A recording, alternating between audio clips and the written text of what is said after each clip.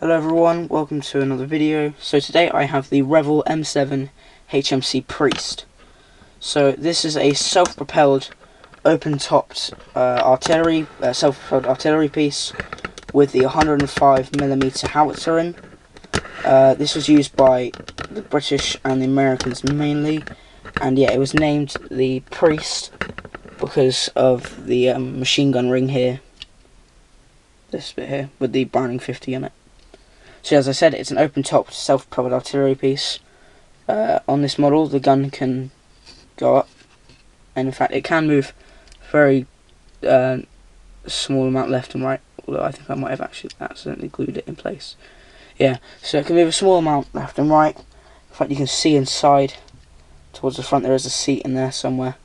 Although it's quite dark, you won't be able to see it. And there's 3 crewmen. I believe that was the amount they had in real life, I'm not entirely sure. And you can see all the ammunition on the racks on either side. So yeah, this was oh, and I left the machine gun to be able to rotate. Didn't know I did that. Okay. So this was actually built off the M3 chassis, and essentially the reason why it was produced is because US Army observers realised that they needed a self-propelled artillery piece with good enough firepower to support the armoured operations, so this had an 105mm howitzer in it, which is fairly effective. So yeah, it's quite a detailed model. As I said, this is made by Revell. In fact, it's more detailed than a standard, many standard vehicles from Revell. Although Revell are actually known for making crazy detailed vehicles. So the decals look really good. These are a lot better than Airfix decals because I didn't need to use any sort of decal solvent for it, because they did just conform to the surface really well. Unlike the Airfix ones, which are really thick and they're glossy, so it means that they don't really look that brilliant because they're just massive essentially. They don't really look that great with the model. So this is the box. So as I said, yeah, it's Revell. It's level 4, so it's pretty complicated. So yeah, 176 parts. Yeah, it's quite an impressive model. And then what's quite interesting about these Revell models is that they're actually essentially a rebranding of the old Matchbox kits. So in case you didn't realise, Matchbox actually produced model kits a long time ago actually. And essentially these were really good. These were actually really good model kits because they did have a small diorama base on the bottom.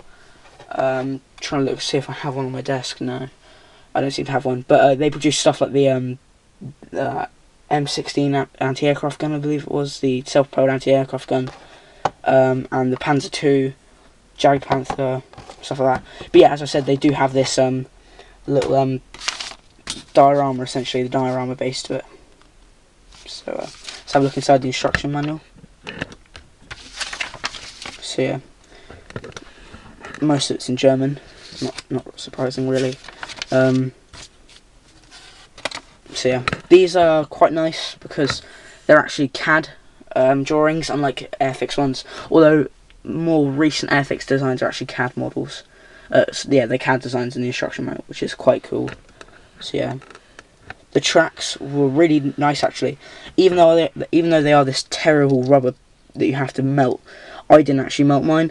What I did was, if you look at the track, you actually have to just loop it through, and then just close it together.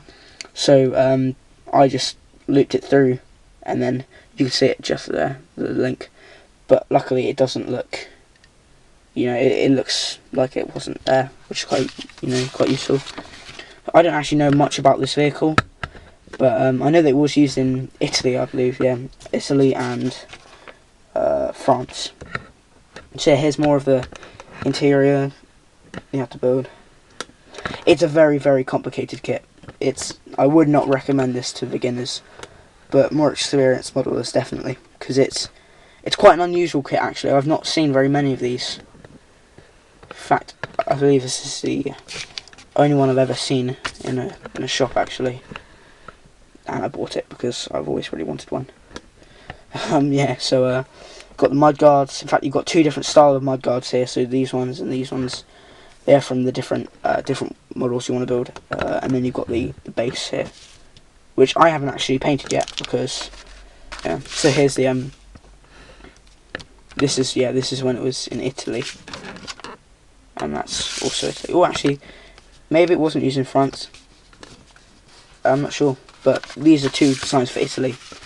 Looks quite cool. Wish I had the paint to do that actually. So yeah, the Priest. It's a really nice kit actually, and as I said, it is quite unusual. You don't see very many of these.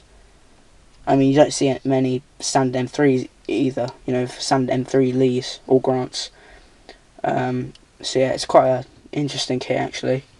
So yeah, thank you for watching.